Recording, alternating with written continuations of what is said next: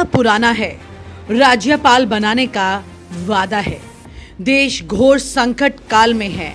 साहिब के जाते जाते इस गठजोड़ का भांडा फोड़ हो गया।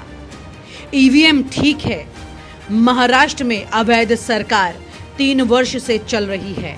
आम आदमी पार्टी के सभी बड़े नेता जेल में हैं। ये ट्वीट है समाजवादी पार्टी के नेता आईपी सिंह का, और जो तस्वीर उन्होंने साथ में लगाई है उसे भी जरा गौर से देख लीजिए, जिसमें लिखा हुआ है कि कैसे सीजीआई चंद्रचूड़ पीएम मोदी की मदद करते हैं जब कोविड चल रहा था। क्या खुलासा करते हैं, सुनिए। When I was COVID positive, PM Modi called me up and later arranged a call with an Ayurvedic Vaidya. I opted for Ayurveda over allopathy medicine and it went well. I recommend it to all others as well. CGI Chandrachud यहाँ पर प्रधानमंत्री नरेंद्र मोदी के आयुर्वेदिक तरीके की खूब जमकर तारीफ करते हैं। ये तारीफों का सिलसिला सिर्फ एक इस बात तक नहीं है, इसके अलावा भी कई और तस्वीरें हैं। क्या वाकई में समाजवादी पार्टी के नेता आईपी सिंह की ये ट्वीट अगर सच है तो मानकर चलिए, क्या वाकई में अभी तक आप जो विश्वास कर रहे थे न्यायिक प्रक्रिया पर, उससे कितना महसूस कर पाएंगे कि जो कुछ घटा वो सही था या फिर जो कुछ घटा वो चीटिंग था। यहाँ पर राज्यपाल बनाने के वादे की बात की गई है। राज्यपाल बनेंगे चंद्रचूड़, नवंबर में रिटायर हो रहे हैं। उससे पहले कुछ खास मामले भी इनके पास लंबित हैं, जैसे कि संजय राउत ने इस बात पर अब शक साफ जाहिर कर दिया है।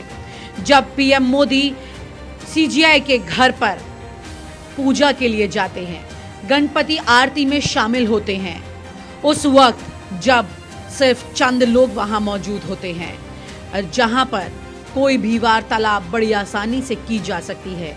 प्रधानमंत्री नरेंद्र मोदी को सिर्फ प्रधानमंत्री मत समझिए, यहाँ पर वो सरकार के नुमाइंदे हैं और सरकार के कई ऐसे मामले होते हैं, पार्टी के कई ऐसे मामले होते हैं जो कि कोर्ट में लंबित होते हैं, कोर्ट में चल रहे होते हैं, क्योंकि उन मामलों के बाद जनता के सामने पार्टी के मुखिया, पार्टी और सरकार के किए गए कई सारे कांड छिप सकते हैं। बहुत कुछ ऐसा है जो कि छिप सकता है। बड़ा सवाल ये है कि क्या वाकई में नवंबर के बाद रिटायर होने पर राज्यपाल बनने की तैयारी कर रहे हैं सीजीआई चंद्रचूड़। इससे पहले भी इस तरह की गुंजाइशों से इनकार नहीं किया जा सकता है, जैसे कि अयोध्या मामला सुनाने के बाद रंजन गोगोई का एक एमएमएस मैटर सामने आ जाता है और उसके बाद उन्हें राज्यसभा का सांसद बना दिया जाता है, और राज्यसभा का सांसद बनने के बाद रंजन गोगोई की आवाज पूरी तरह से निष्क्रिय सी हो जाती है।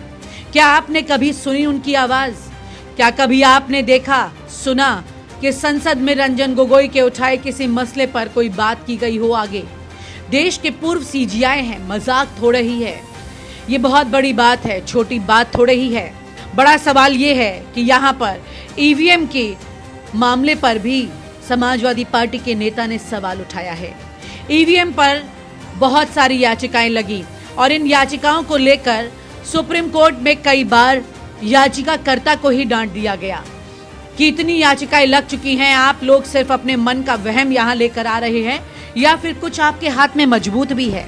इस देश में ईवीएम पर बड़ा बवाल हो गया, आंदोलन हो गया, लोग सड़क पर निकल कर आ गए, लेकिन जब देश की अदालत में ये मामला जाता है तो वहां पर पूरी तरह से ये मामला पाक साफ निकल आता है। देश की संसद में 37 सीटें जीतने के बाद पहुंचने वाले अखिलेश यादव संसद में खुले मंच पर ये कह देते हैं कि मैं 80 सीटें जीत कर भी आ जाऊं तो भी ईवीएम को नहीं मानूंगा। महाराष्ट्र में अवैध सरकार 3 साल से चल रही है। 3 साल से जो गठजोड़ की सरकार जिस तरह से चली है, उसके पीछे शिवसेना के सिंबल को लेकर भी बहुत बड़ा बवाल चलता रहा है। बड़ा सवाल ये है कि इस मामले पर भी सुप्रीम कोर्ट लगभग खामोश रहा और वक्त निकालता रहा। मनीष सिसोदिया को भी बेल देने में काफी समय लिया। लोकसभा चुनाव के दौरान तमाम कई नेता जेल में ही फंसे रहे, जैसे कि हेमंत सोरेन, मनीष सिसोदिया, के कविता, अरविंद केजरीवाल, ये सब जेल में रहे। इस दौरान बीजेपी के लिए इन राज्यों में बहुत आसान रहा कोई भी गठजोड़ करना। यहाँ पर बीजेपी के लिए ये खुशखबरी थी, लेकिन इन पार्टियों के लिए ये बहुत बड़ा रुकावट का संकेत था। इन तमाम पार्टियों को एक बड़ी ब्रेक सी लग गई और जिस तरह से लगातार ईवीएम पर सवाल उठते रहे थे, इन सवालों ने ये भी साबित कर दिया कि सुप्रीम कोर्ट ईवीएम पर काफी ठंडी है, कुछ भी इस गंभीर मामले पर नहीं कहना चाहती। आपको याद होगा किस तरह से चुनाव से ठीक पहले ईवीएम के मामले को फिर आगे की डेट दे दी गई, जो कि चुनाव के बाद की डेट थी, कि ठीक है हम इस मसले पर चर्चा करेंगे, और आगे की जो तारीख दी गई वो चुनाव के बाद की तारीख थी। यानी कि लोकसभा चुनाव तो निकल गया ना जनाब, जो कुछ भी होना था हो गया ना। अब बड़ा सवाल ये है कि इन तमाम मामलों को सामने देखने के बावजूद भी सुप्रीम कोर्ट या तो आगे की डेट देता रहा, और याद आ जाता है एक और मामला, जरा उसे भी याद कर लीजिए कि किस तरह से सेबी ने अपनी रिपोर्ट सुप्रीम कोर्ट में जमा की और उसके बाद अडानी को क्लीन चिट मिल गई। अडानी को क्लीन चिट मिलने का ये मामला सबको हैरान कर गया था, लेकिन कोई हैरान नहीं हुए थे तो वो थे साहिब। अब इसके बाद इस पूरे मामले को जरा सोचिएगा कि आखिरकार कैसे अहम मामले ठंडे बस्ते में चलते चले गए।